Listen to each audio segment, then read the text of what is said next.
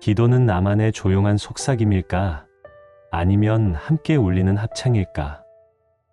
그리고 한밤의 꿈처럼 찾아오는 어떤 체험들, 그것이 정말 하나님께로부터 온 것일까?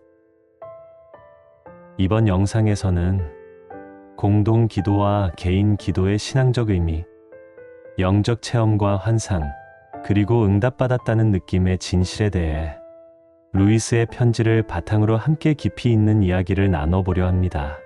끝까지 시청 부탁드립니다.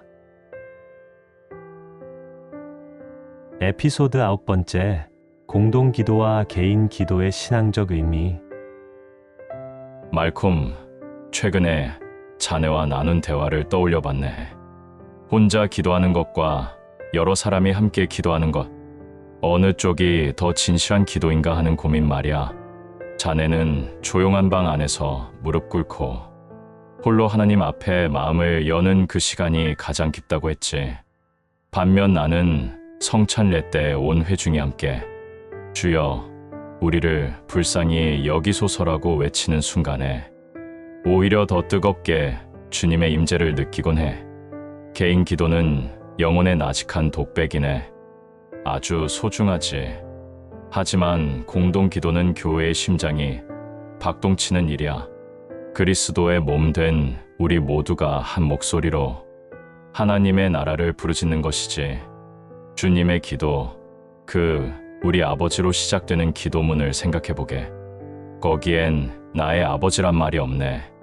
하나님은 홀로 계시는 나의 하나님이시기도 하지만 함께 걷는 우리 모두의 아버지시기도 하니까 둘 중 어느 하나가 더 영적인 게 아니야. 혼자의 기도는 마음에 응어리를 쏟아놓는 그릇이고 함께 드리는 기도는 하나님 나라를 향해 나아가는 공동체의 발걸음이지. 그러니 말콤, 그 둘을 비교하려 하지 말게.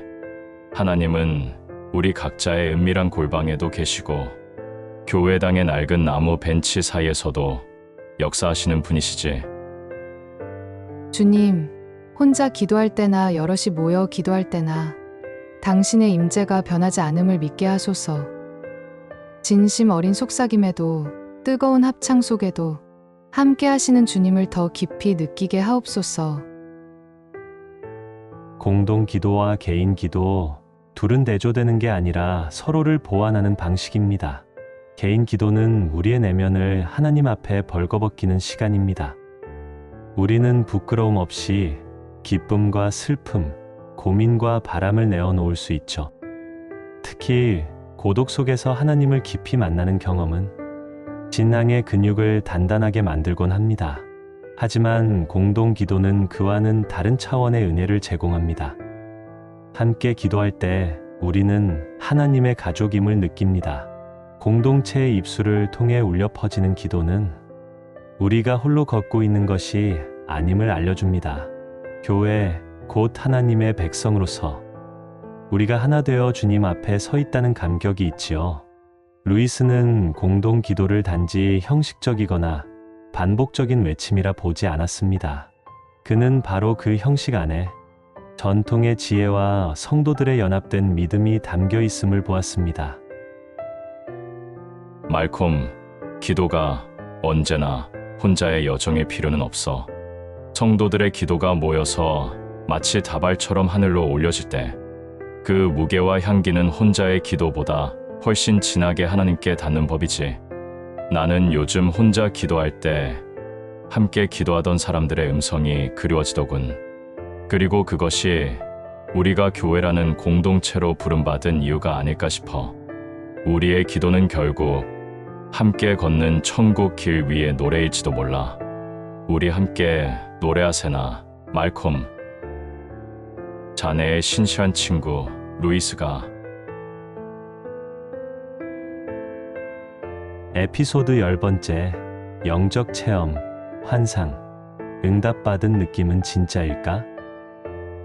말콤, 누군가가 기도 중에 강한 환상을 보았다거나 혹은 가슴이 불덩이처럼 뜨거웠다고 말할 때 나도 모르게 이런 생각이 들 때가 있네. 왜 나는 그런 체험이 없을까? 말콤, 신앙은 체험의 수집이 아니야. 물론 어떤 이는 깊은 기도 중에 불가사의한 장면이나 환상을 경험할 수 있지. 하지만 그 경험 자체가 기도의 성공을 뜻하지는 않네. 때로는 우리의 마음이 스스로 만들어낸 이미지일 수도 있고, 혹은 육체적 피로나 감정의 잔재일 수도 있으니까. 영적 체험은 선물이지 신앙의 필수 요소가 아니야. 그것이 없다고 해서 하나님께서 멀리 계신 것도, 우리의 기도가 덜 진지한 것도 아니지.